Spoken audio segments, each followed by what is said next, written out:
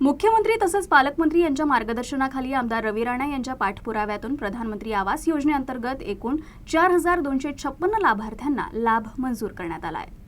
घटक क्रमांक 3 अंतर्गत 825 झोपडपट्टी धारकांना पात्रता कार्डाचं वाटप करण्यात आलं। यामध्ये जया 860 प्लेट अंतर्गत लाभार्थ्यांचा समावेश आहे। तसंच PR कार्ड अंतर्गत आदिवासी नगर 5 बंगला कपिलवस्तू नगर येथील 305 लाभार्थ्यांना कार्डचं वितरण करण्यात आलं।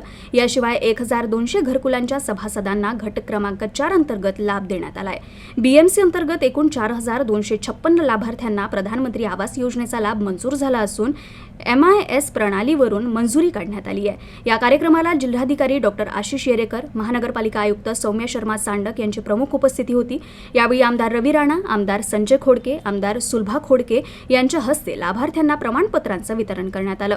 यावेळी आमदार रवी राणा यांनी शासनाच्या घरकुल योजनांचा लाभ गरजू व पात्र लाभार्थ्यांपर्यंत पोहोचवण्यासाठी प्रशासनानं केलेल्या कार्यांचं कौतुक केलं।